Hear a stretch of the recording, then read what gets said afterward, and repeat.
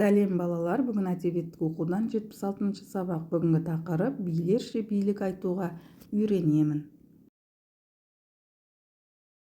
Бүгінгі сабақта мәтінді рөлге бөліп оқисың.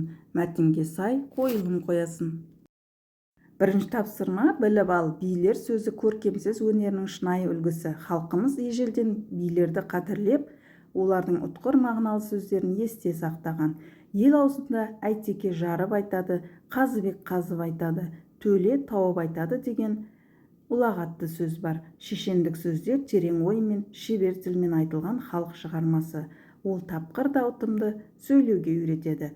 Балалар суретте Төле би, Қазыбек би және Әйтеке би бейнеленген екен.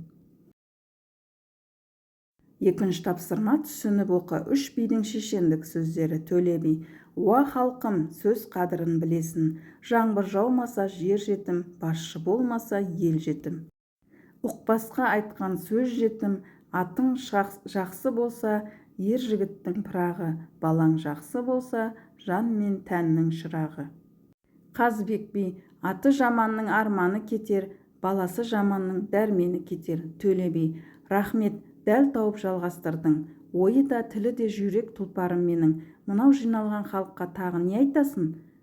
Қаз дауысты Қазыбек би: алтын ұяң отан қымбат, құт берекең атаң қымбат, аймалайтын анаң қымбат, мейірімді апаң қымбат, асқар тауың әкең қымбат, кіндік кескен жерің қымбат, ұят пенен ар қымбат.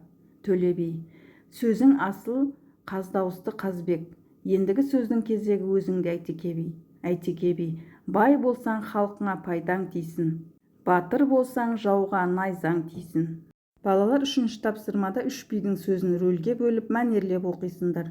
Төртінші тапсырма: берілген мәтінді сахналық қойылым ретінде көрсетесіңдер.